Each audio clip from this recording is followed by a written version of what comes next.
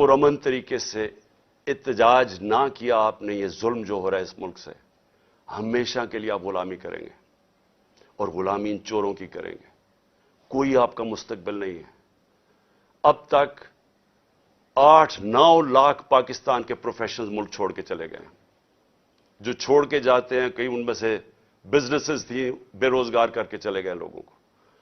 पढ़े लिखे जो मुल्क पैसा खर्च करता है जिनके ऊपर, वो छोड़ के चले गए। शौकत खानम से 4 बड़ा मुश्किल है कैंसर के स्पेशलिस्ट डॉक्टर्स, 4 हमारे अहम डॉक्टर्स वो छोड़ के चले गए। लोग मायूस हो गए। ये तरीका नहीं है छोड़ के जाने का, खड़े होकर लड़ने का है, जिहाद लड़ने का है।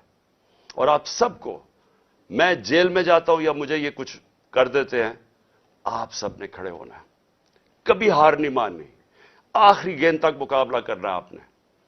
और मैं समझता हूं कि अल्लाह वाज़ेह तौर पे कुरान में कहता है कि मैं कभी किसी कौम की हालत नहीं बदलता जब तक वो खुद अपनी हालत बदलने की कोशिश ना करे। ये जो प्लान बनाया हुआ है आज का, मैं फिर से बता रहा हूं सारी कौम को कि ये करने जा रहे हैं। लेकिन मुझे जो अफसोस है कि देखिए इनके ज़हन, पंजाब पुलिस के लोग मार देंगे खुद ही। ये पहले भी इन्होंने इस तरह की हरकतें की हुई हैं, जिनके अंदर ना कोई इंसानियत है, ना इनको कुछ सोच है। उनके बीवी बच्चे होंगे, उनको मार देंगे सिर्फ इसलिए कि इमरान खान को हमारे लोग मारे और ताकि मूवमेंट खत्म हो जाए। इससे मूवमेंट नहीं खत्म होने लगी, ये एक आग की तरफ जा रहा है।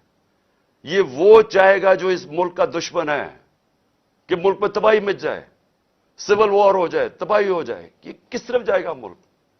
सारे पाकिस्तानियों को मैं बताना चाहता हूं कि ये जो ऊपर बैठ के मुल्क के फैसले कर रहे हैं, इनसे बड़े गद्दार कोई नहीं है। कौन आदमी इस तरह सोच सकता है कि अपने मुल्क में सिर्फ अपनी चोरी बचाने के लिए और अपनी जायदादें और जो चोरी का पैसा बाहर पड़ा है वो बचाने के लिए इस मुल्क तबाही की तरफ जा रहे हो, इंतशार हो।